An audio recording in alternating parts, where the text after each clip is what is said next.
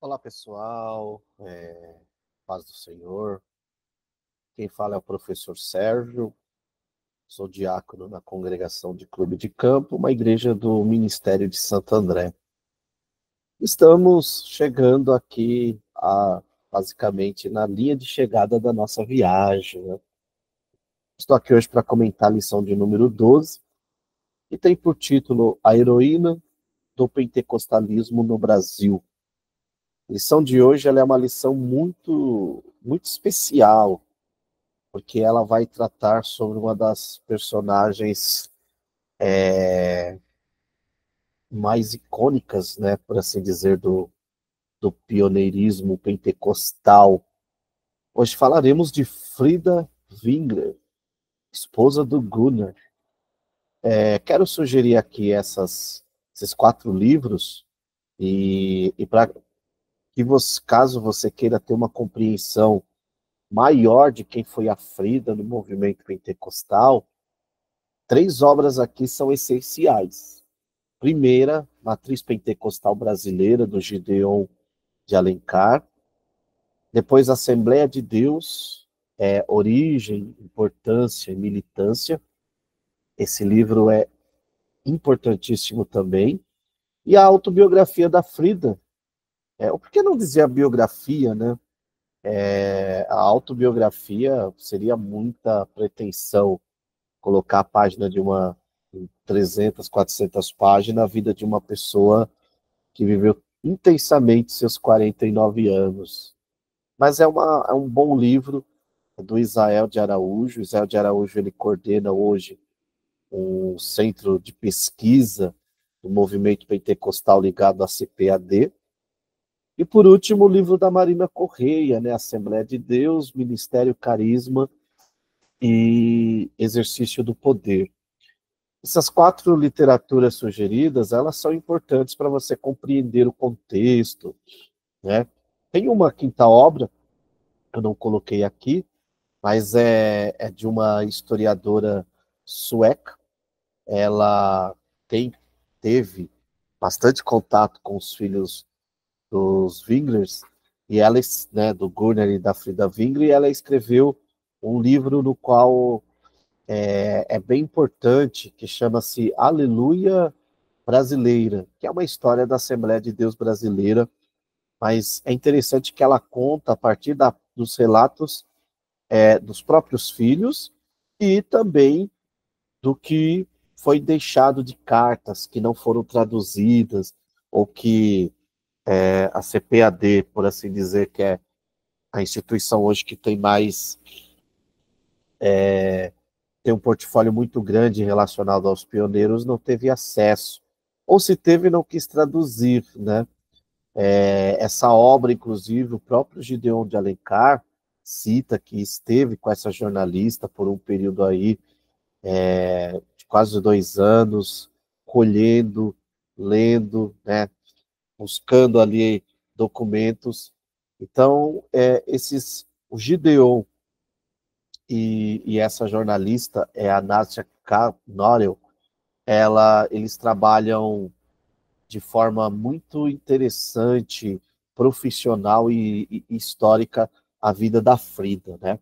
Então, mas essas 4 obras que eu cito aqui, que eu venho sugerindo, elas já são suficientes para você, professor, ter um bom panorama de quem foi a Frida e a importância dela.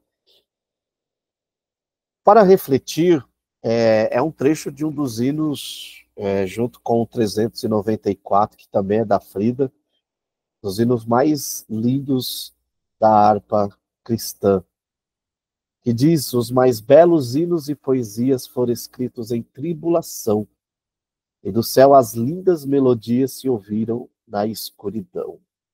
É impossível não se emocionar com esse hino 126 da harpa cristã, assim como o 394 também, né? Aqui é uma foto da Frida, junto com Samuel Nistro.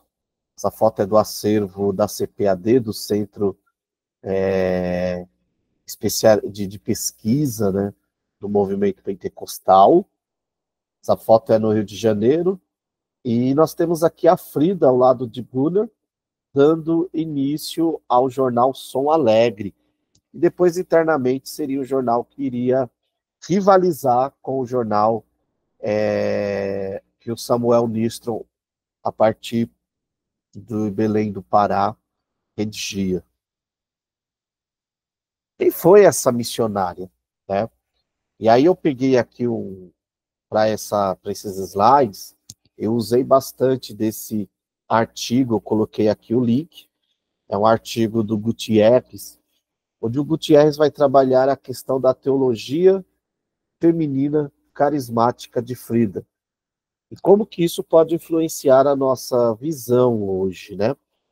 Então, a missionária Frida, podemos dizer que ela é uma das primeiras teólogas das Assembleias de Deus no Brasil, tá? Não é no mundo, mas no Brasil.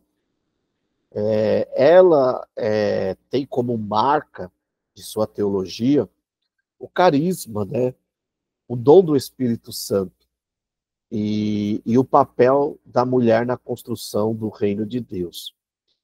A irmã Wingre, né? Ou a irmã Frida, ela representa, a partir dos seus escritos que estão registrados em seus hinos, em suas poesias e nas revistas que ela escreveu para a Escola Bíblica Dominical, ela nos traz um pouco da tradição cristã, nascida especialmente ali da teologia de Lucas, né, que é a teologia feminino carismática.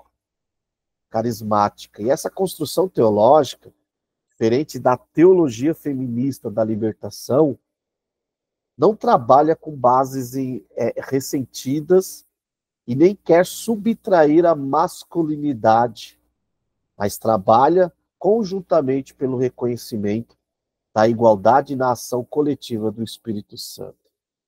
Então eu já vi pregadoras com discursos feministas citando Frida. Eu tenho uma notícia não tão agradável, né? Frida não iria apoiar nem um pouco esse discurso feminista da teologia da libertação. Muitas das vezes é uma pregação que desconstrói ou quer subtrair, né, a masculinidade, ou que trabalha ou constrói em cima de ressentimentos. A irmã Frida, ela não tinha esse propósito de ressentido, ela nem um pouco foi ressentida, mesmo diante das injustiças que fizeram com ela. Mas o que a irmã Frida enfatizava era o poder e a ação do Espírito Santo, não importando o gênero, mas revestindo a todos. Então, aqui nós já temos um pouco do que nós vamos trabalhar dentro desse subsídio de hoje. A nossa irmã Frida, o nome dela é Frida Maria Strandberg Vingra. Ela nasceu em 1891 e morreu em 1940. Foi uma missionária sueca e deixou a sua marca nas Assembleias de Deus, né? Uma coisa que a diferenciava de muitas mulheres brasileiras, ela era formada, ela tinha uma formação em enfermagem, e foi justamente essa questão da enfermagem que a priori ela usa no seu trabalho aqui no Brasil. Dentre muitos dons, ela foi compositora, tradutora, musicista, redatora. Uma mulher muito à frente de seu tempo, mas muito. Eu sempre falo que se as nossas mulheres pentecostais quiserem ter um modelo de mulher a seguir, a Frida é um exemplo. Uma mulher à frente, mas que nunca foi feminista, mas feminina. Daqui a pouco trabalharemos isso, né? E até hoje, ela é a única colaboradora da principal revista de escola dominical das Assembleias de Deus, conhecida como as Lições Bíblicas da CPAD, que informalmente define a teologia assembleana, né? Então, teologia assembleana ela é definida muito pela escola dominical. É impossível uma Assembleia de Deus sem escola dominical. A escola dominical, ela não nasce no contexto da Assembleia, mas, vamos dizer, sabe aquela coisa que a Assembleia se apoderou e falou, essa é a nossa marca? Então, é impossível conceber uma escola dominical, uma Assembleia de Deus sem escola dominical. Frida também, e eu acho muito interessante essa frase do Gutierrez, que diz o seguinte: Frida também é um símbolo, sim, o símbolo da leiga não ordenada, que apesar das adversidades, batalha valorosamente pela expansão da fé cristã pentecostal no Brasil. Cara, nós estamos falando da Frida, mas imagina quantos leigos, né? Quando nós falamos de leigo aqui, eu estou falando de pessoas que não são ordenadas, não são pastores, né? Às vezes não são presbíteros, mas batalham e são responsáveis pela expansão da fé pentecostal até hoje. Quantos irmãos que não são ordenados, mas trabalham de forma fervorosa para Jesus, a fim de levar adiante a fé cristã pentecostal, não só no Brasil, mas no mundo. Então a Frida, ela também é um símbolo desse ministério leigo, tal como no movimento wesleyano. O movimento wesleyano chegou aonde chegou por causa dos leigos não ordenados, né? Então, o trabalho dos não ordenados também é muito importante. E assim, não, historicamente, não esperemos tanta valorização, né? Mas o trabalho desses não ordenados, eles são valiosos para a expansão do reino de Deus. Até aqui o próprio Gutierrez cita as 3 obras aí importantes, né? A Protestantismo Tupiniquim, Assembleia de Deus, Origem e Plantação Militância, Matriz Brasileira Pentecostal e o livro biográfico da Frida, lançado pela CPAD, como 3 obras importantes para se conhecer aí a vida dessa pioneira, né? Uma coisa interessante nesses 3 livros é o seguinte, é que eles não têm como objetivo apenas traçar a vida da Frida, mas eles procuram fazer uma construção intelectual e teológica da Frida, né? Até os próprios 2 livros aí do Gideon, eles são importantes porque o Gideon tem acesso a cartas, a escritos da própria Wingre, né, da própria Frida Wingre, lá na Suécia. O Gideon, ele viaja, ele fica um tempo lá pesquisando, estudando. A obra do professor Alencar, ela é primorosa e essencial para quem quer conhecer a Assembleia de Deus, né? Ele trabalha com uma visão não do heroísmo, mas com a visão histórica, e isso enriquece demais o trabalho dele. E ele é o responsável pelo um dos primeiros a procurar construir uma teologia, uma vida intelectual da Frida, né? Então, essas 3 obras aqui, elas são importantíssimas para quem quer, principalmente, lecionar no domingo sobre a Frida. É impossível, né, falar da Frida e não falar qual o papel da mulher na teologia, na igreja. Recentemente, Carol Basso, ela lançou um material onde ela falou: precisamos de mais mulheres na teologia. E eu concordo. A mulher precisa militar também na teologia. Quando fala militar aqui, é no termo bíblico. Paulo vai falar que nós somos militantes aqui na Igreja Visível. Então precisamos de mulheres na teologia. Eu sempre falo que a mulher ela coopera bastante, porque principalmente no campo acadêmico, porque são visões diferentes, né? Às vezes o homem tem aquela visão mais robusta, mais pesada, e a mulher consegue trazer leveza, muitas das vezes, em um assunto que é tão pesado. Por isso que, entenda o que eu vou dizer, eu acho muito importante essa luta que muitas mulheres se propõem na igreja, de repente por brigar contra o machismo, que de fato existe por má interpretação de alguns, mas eu penso que as mulheres também precisam brigar pelos seus espaços dentro do campo teológico. Hoje nós já temos mulheres aí que são doutoras, mulheres que orientam, que estão aí nas grandes universidades sendo orientadoras, professoras de grego, hebraico, enfim. Mas ainda é muito, como posso dizer, é muito tímida a presença da mulher na teologia. E a Frida, ela nos deixa um legado, não no quesito de um tratado teológico, tá?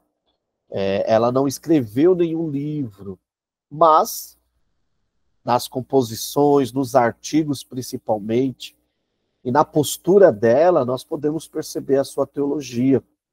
E aqui eu quero grifar essa frase do Gutierrez, que eu acho muito interessante. O ativismo de Frida é impressionante e mostra a força do leigo no pentecostalismo, independente do sexo. Inclusive, a própria Frida, olha como ela era muito à frente do tempo dela. Hoje eu vejo muitas mulheres brigando aí, principalmente pela questão do ministério feminino, da ordenação, coisa que a Frida não fez, tá? A Frida não brigou para ser ordenada. A briga da Frida é porque ela queria pregar, algo que no país dela, na Suécia, era totalmente normal, mulheres pregando, mulheres trabalhando no ensino. Aqui no Brasil, ela encontra uma resistência, a priori do próprio Samuel Nistron, que foi enviado pelas missões Filadélfia, e depois dos pastores brasileiros que não concordaram muito, né? E diga-se de passagem, a Frida, ela tinha muito mais cultura do que muitos pastores. Isso incomodava muitos deles. Eu não entendo, sinceramente, eu não compreendo isso. Como que uma pessoa, um pastor, um líder, pode ver um liderado seu com uma cultura e se incomodar. Minha sogra sempre conta que um pastor dela dizia a ela o seguinte: vá, brilhe e faça o melhor, porque quando você for elogiada, eu sou elogiado. Olha a visão. E hoje não, hoje tem pastores que quando tem um obreiro, ou um membro, ou uma liderada, um liderado talentoso, com mais cultura, eles querem fazer o quê? Colocar de escanteio. O famoso geladeira, né? Por N motivos. Então, eu não compreendo isso. Mas olha a visão da Frida como era muito à frente. A Frida, ela tinha uma concepção que o protestantismo, que a reforma protestante trouxe, que a mente dos pastores brasileiros não foram, na época, e até hoje não conseguem acompanhar alguns, né? Não todos. Olha o que ela escreveu no Mensageiro da Paz em dezembro de 1931. Abre aspas. Muitos pensam que é a consagração que faz o pastor. É um erro. Esta é apenas uma confirmação de Deus e um auxílio diante da lei social. Poder exercer as funções de um ministro do Evangelho. É preferível, então, ter a realidade sem os títulos. O verdadeiro pastor nunca é dirigente em absoluto. Ele tem o Espírito Santo como dirigente e não como auxiliar. Claro que essa frase da Frida na época causou um escândalo, né? Porque basicamente ela falou o seguinte: olha, não adianta ter o título e não ter a confirmação de Deus. Eu prefiro não ter títulos, mas ter a confirmação de Deus para aquilo que eu quero exercer, que o Espírito Santo me chamou para exercer. Isso é uma realidade. Mas isso daqui encontra um paralelo ou encontra bases aqui, na ideia defendida pela reforma protestante, que é o quê? O sacerdócio universal de todos os crentes. Entendeu? Entenda, não que Frida fosse contra ministérios, contra liderança, não. Há muitos artigos dela escrevendo o respeito, mas ela não tinha aquela idolatria pelo ministério que muitos têm, né? Há pessoas que elas chegam ao cúmulo de dizer, se o pastor ou o líder não orar, não acontece nada. Aonde que está escrito isso na Bíblia? Hoje, em Cristo, todos nós somos sacerdotes, todos nós podemos nos aproximar do Senhor e orar e pedir um milagre, entendeu? Essa questão assim de diferenciação, isso é coisa muito do militarismo, que principalmente ali pela figura do Paulo Lemas Macalão, que adentra nas Assembleias de Deus, algo que os nossos pioneiros não eram muito apegados, entendeu? Eles eram do tipo que Deus pode usar ordens em decência, sim, mas ordem de decência, sim, mas eles compreendiam o sacerdócio universal de todos os crentes. É o que Pedro fala, está nas Escrituras, né? Então, o pensamento anti-autoritário de Frida se destaca especialmente porque ela escreve em um contexto histórico marcado pelo autoritarismo político e, por que não dizer, eclesiástico, né? Então, Frida já tinha uma teologia bem moderna para a época. Isso nós estamos falando, pessoal, de um momento onde mulher não tinha voz na sociedade, dirá na igreja. E a Frida, ela se destaca por conta disso, né? Então, só continuando aqui, o protestantismo tradicional, assim como o catolicismo romano, nunca aceitou a ideia de mulheres pregadoras, ainda mais naquela época, no começo do século passado. Mas Frida Wingre rompeu dentro das Assembleias de Deus com essa ideia de restrição feminina nos púlpitos. A denominação sempre contou com mulheres anônimas ou famosas na tarefa do ensino e pregação pública. Isso aqui é um outro fator interessante, tá? A Frida, ela não briga por consagração, tá? A briga da Frida é porque ela entendia que as mulheres podiam pregar nos púlpitos. Por quê? Porque quando a Frida chega aqui no Brasil, no início, como todas as mulheres que estavam trabalhando aqui no movimento pentecostal, o seu trabalho se restringe aos serviços sociais da igreja, que era tradicionalmente entregue às mulheres, cuidar dos filhos, zelar pelos órfãos, visitar os idosos, doentes. A Frida, ela ia com frequência nos centros que isolavam os famosos leprosos que tinham naquela época, né? E aqui, como eu disse, a jornalista Kaji Zanório, que é a jornalista sueca, da autora do livro Aleluia Brasil, lançado em 2011, ela conta essa parte inicial. Então, assim, a Frida... E olha uma outra situação, tá? Não é que a Frida chegou impondo. Muitos, ao lerem a história da Frida, acham que ela chegou se impondo, não. As situações da própria necessidade do movimento pentecostal foi que levou Frida a assumir responsabilidades. Então, essa jornalista sueca, ela trabalha uma ideia interessante, que talvez, se não fossem as necessidades, talvez a Frida ficaria como a Sarah Berg no canto dela, só orando, trabalhando no serviço social, mas a Frida, ela diante das necessidades que surgem, ela começa a se destacar. E por quê? Primeiro, o marido dela, o Gunnar, começa a expandir, a trabalhar, a abrir vários trabalhos, só que o Gunnar tinha uma saúde muito frágil, e isso fazia com que ele caísse muitas vezes doente, né? O próprio José Gideon Alencar comenta isso no seu livro Matriz Pentecostal Brasileira, né?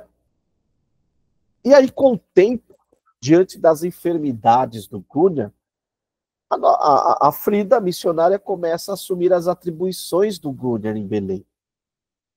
como ela era talentosa, ela aprendeu a falar bem o português, cantava, tocava, pregava, ela começa a se destacar, tanto que os boletins missionários tão monótonos, ela começa a transformar em textos incríveis, um talento muito fora da curva. E esse trecho eu já peguei em outra fonte, na BBC, que é uma entrevista que a jornalista Norel, a jornalista sueca Norel, dá para a BBC, falando um pouco da tese de doutorado dela que deu origem a esse livro, Aleluia Brasília. Então, só para vocês terem uma ideia, um dos textos conta sobre a prisão que a Frida, uma mulher, visitava toda semana em Belém, que mantinha ali 200 garotos de entre 5 a 20 anos de idade.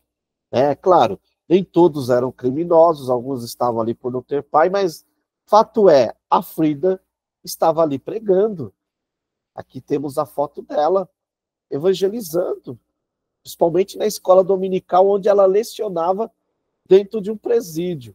Então, é onde eu falo, e é bom, professor, você trazer isso para o seu aluno, que nós vemos mulheres brigando para exercer o ministério pastoral, e o objetivo dessa aula não é discutir isso, então eu não vou entrar nessa discussão agora, nessa aula, mas assim, a Frida, ela brigava pelo direito dela poder estar lá na escola dominical lecionando, aos domingos de manhã no presídio. A Frida brigou foi pelo direito da mulher poder evangelizar, poder entregar um folheto, poder pregar. Ela não brigou por títulos. A Frida, ela não queria títulos. Ela só queria poder pregar.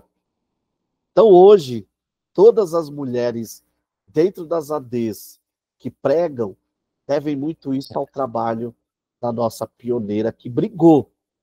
Essa foto é um acervo do Centro de Pesquisa do Movimento Pentecostal, tá?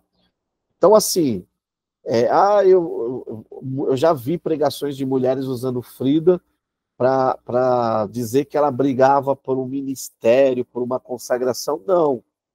É tanto que recente aí um ministério a ordenou pastoralmente de forma póstuma. Mas a Frida não estava nem aí para essas questões de título.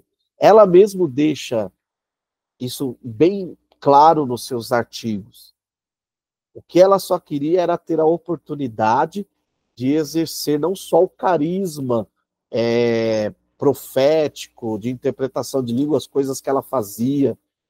Ela era usada pelo Senhor em profecias, variedades de língua, interpretação. Ela também queria o direito de pregar, de subir no púlpito e anunciar, de evangelizar. Que era isso que estavam querendo tirar da Frida. Bom, então, em janeiro de 1930, a missionária Frida escreve um interessante artigo sobre dons espirituais no jornal Som Alegre.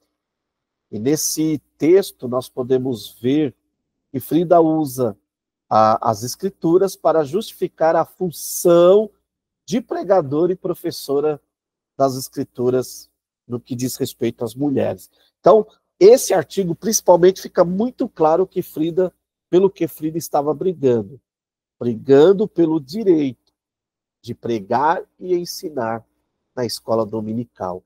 Nada mais, a Frida não tinha interesses em outras coisas, tá bom?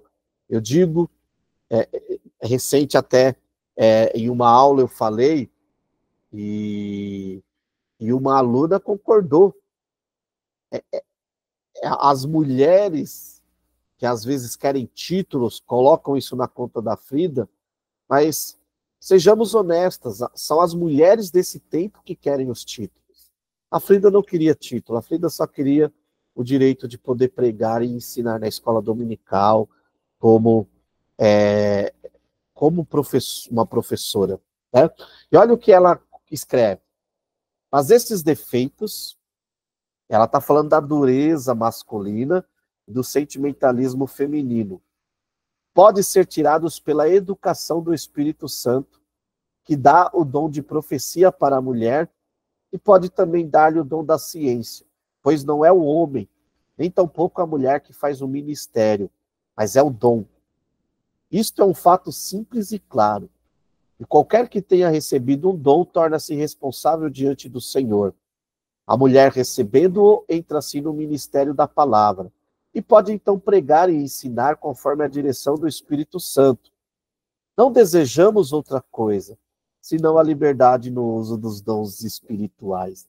Isso daqui é grifos da própria Frida, tá? Então veja que a própria Frida ela coloca bem ciente. Eu não quero outra coisa, eu não quero consagração pastoral, eu não quero consagração disso ou daquilo, ordenação. Eu só quero o direito de poder usar o dom que o Senhor me deu. Qual que era? O dom de ensinar, o dom de pregar. Bom, então, se talvez a sua aluna, professor, vendo a lição da Frida, pode pensar, olha, o escritor agora nos deu munição para a militância feminista. Pelo contrário, a Frida ela é uma mulher à frente, mas não é feminista. Ela é feminina, ela é uma mulher somente que lutou pelo direito de fazer aquilo que muitas mulheres hoje, no contexto da Assembleia, podem fazer. Mas, pasme, nem todas as igrejas do movimento pentecostal permitem, que é o quê? A mulher pregar. Então, Frida não é uma feminista no sentido contemporâneo do termo. Por quê? Porque ela reconhece a diferença entre homens e mulheres, há muitos artigos que trabalham isso, mas, ao mesmo tempo, ela defende que o Espírito do Senhor pode superar qualquer barreira de gênero e, portanto, o carisma, o dom espiritual, pode potencializar a mulher para ministrar a palavra. Então, no raciocínio dela, se Deus usa as mulheres nos dons de elocução, então por que não? Por que devemos restringir o ensino e a pregação feminina? E aí ela vai dizer uma coisa, né? Muito interessante. Ela vai trabalhar a ideia de que é o Espírito Santo quem capacita tanto homem como mulher, né? Claro, isso daqui para a época foi um debate sem, assim, aqueles debates bombásticos, né? Frida insistia em seus artigos e notas que não havia mandamento que proibisse o trabalho feminino na igreja, especialmente como expositora das escrituras, tá? Olha o que ela vai escrever, né? Nos diferentes países onde existe a obra pentecostal, as mulheres tomam grande parte do trabalho. Nos países europeus, nos Estados Unidos e até nos países pagãos, elas têm penetrado. Oxalá que as mulheres brasileiras, que certamente não são inferiores às suas irmãs estrangeiras, se consagrassem de tal forma que o Espírito Santo as pudessem chamar para pregar o evangelho de nosso Senhor. As irmãs queremos dizer que não convém contenderem pelo seu direito, somente fazerem o que o Espírito Santo dirigir.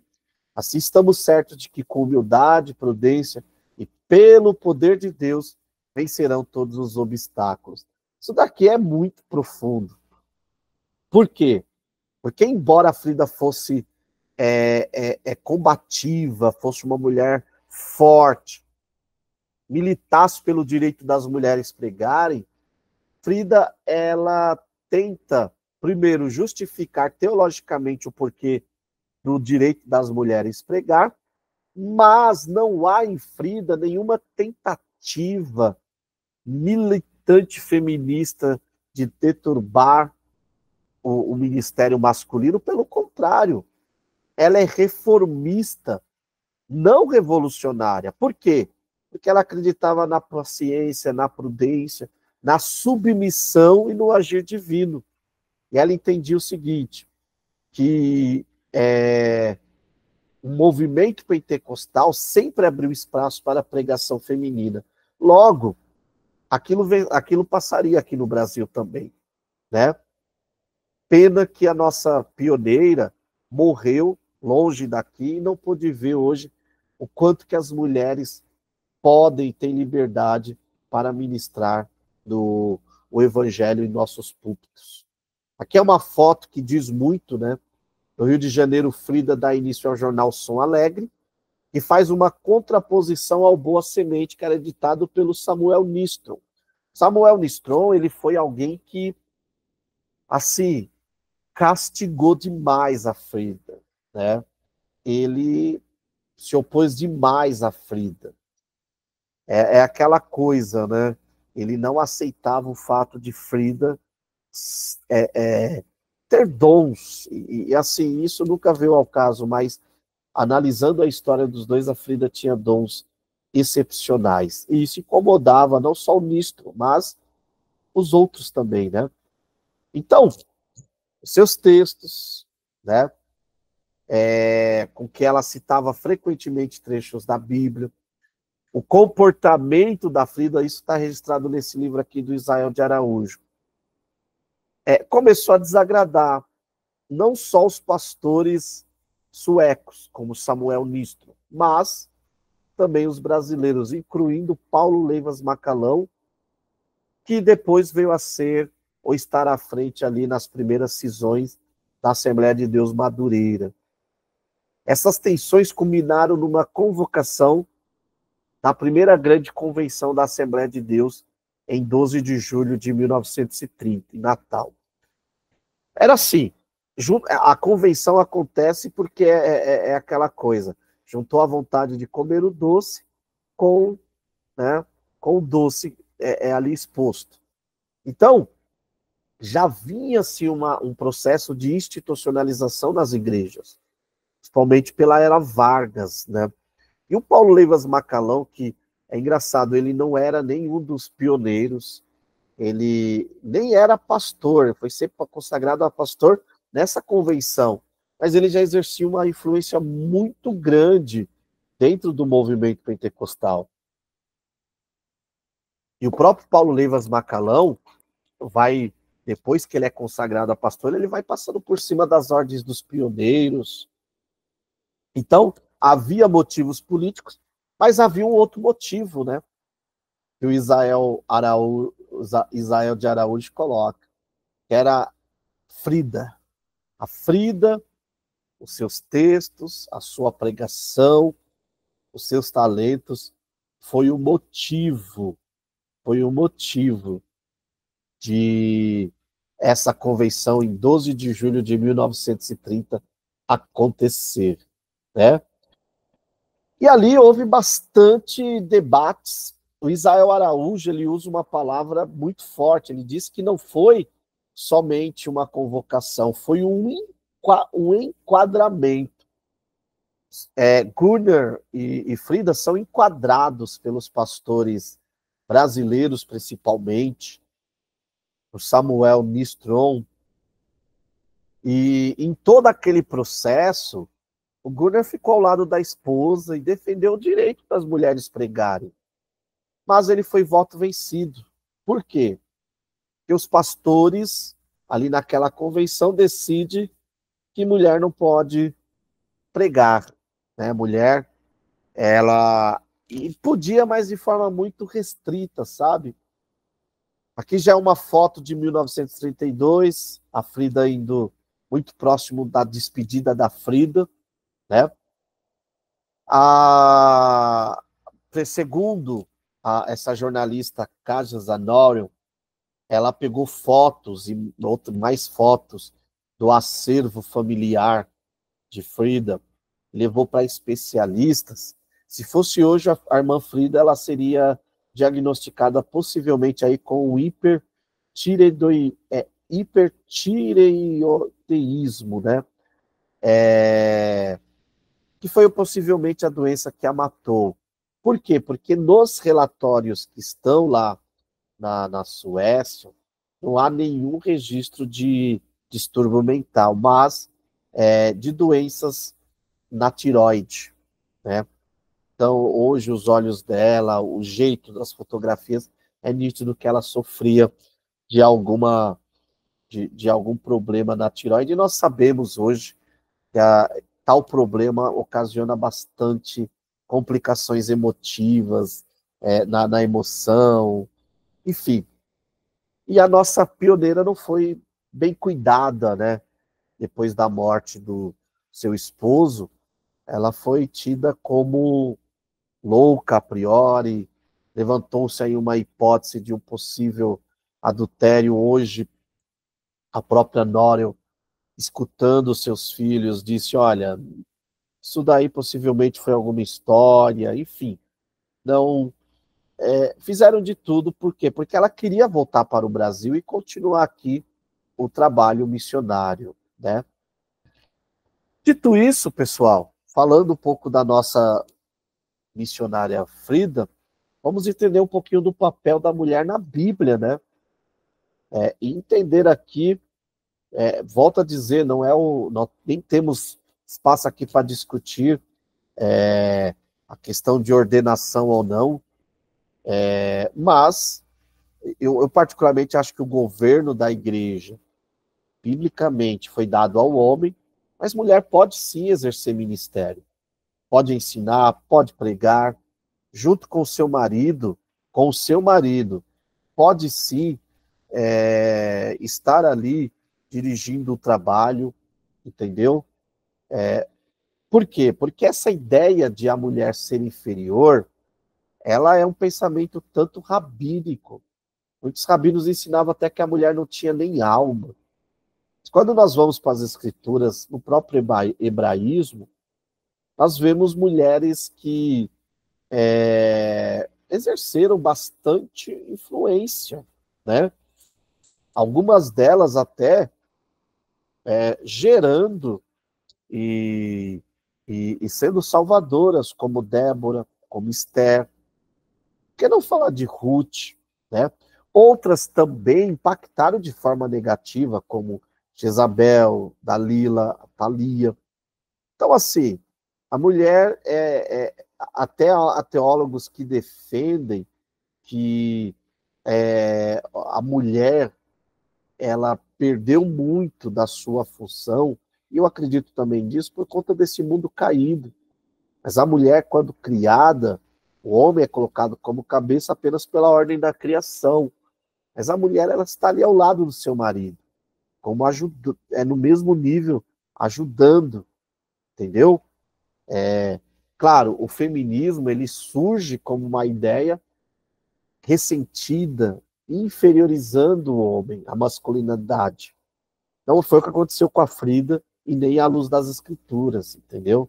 À luz das escrituras, o machismo é pecado e o feminismo também é pecado. Os dois são pecados. Biblicamente, o Senhor quer que o homem ame a sua esposa e respeite a mulher como criação, coroa da criação de Deus, e a mulher respeite o seu marido e o homem, né, como também coroas da criação de Deus. Tá bom? Então, nós poderíamos citar aqui muitas, mas um dos pontos que eu quero destacar é a Maria, mãe do Senhor Jesus, né? Essa mulher, só o fato dela ter dado à luz ao Criador já nos mostra o tamanho da importância da mulher dentro do plano de salvação.